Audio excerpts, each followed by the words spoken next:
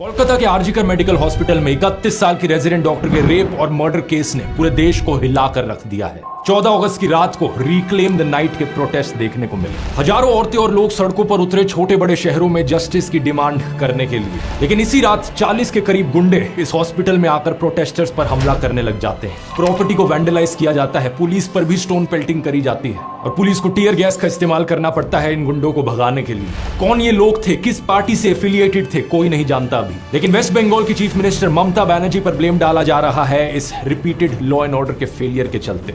सबसे बड़ा सवाल यहाँ पर उठ रहा है, देश भर में औरतें आखिर सुरक्षित क्यों नहीं है। इस आउटरीच के बीच एक और ऐसी रेप और मर्डर की खबर आती है उत्तराखंड से, जहां पर एक नर्स अपने घर लौट रही थी हॉस्पिटल से और उसकी हत्या कर दी गई। मुझे दुख इस बात का है कि आउटरीच सिर्फ हफ्ते 2 हफ्ते चलती है और फिर खत्म हो जाती है। औरतों के खिलाफ इस वायलेंस के पीछे की रूट कॉज को कोई एड्रेस ही नहीं करता। इस प्रॉब्लम को अगर हमें सॉल्व करना है तो 3 कारण है जिनकी बात हमें करते रहनी पड़ेगी। पहला, समाज का पेट्रियार्कल माइंडसेट। इंटरनेट पर चीप कंटेंट जो औरतों को ऑब्जेक्टिफाई करता है, रेप को ट्रिवियलाइज करता है, सेक्सुअल हैरेसमेंट को कैजुअली लेता है। एनिमल और कबीर सिंह जैसी फिल्में, माँ बहन की गालियों को नॉर्मलाइज किया जाना, ये सारी ऐसी चीजें हैं जिससे माइंडसेट प्रोपोगेट होता है और औरतों के खिलाफ वायलेंस इनकरेज होता है। दूसरा, विक्टिम ब्लेमिंग। समाज में रेप के लिए हमेशा औरतों को ही जिम्मेदार ठहराया जाता है। लोग अजीबोगरीब बहाने मारते हैं कि औरत का रेप तो इसलिए हुआ क्योंकि वो बाहर गई थी, छोटी स्कर्ट्स पहने थी, औरतों को बाहर नहीं निकलना चाहिए, स्ट्रेंजर्स के साथ बात नहीं करनी चाहिए, सारा ब्लेम औरत पर ही डाल दो। इससे रेपिस्ट को लगता है कि उनकी तो कोई गलती ही नहीं थी। तीसरा, रेपिस्ट को पॉलिटिकल सपोर्ट मिलना। लोग बात तो करते हैं ऐसे इंसिडेंट्स के बाद कि रेपिस्ट को फांसी चढ़ा देना चाहिए,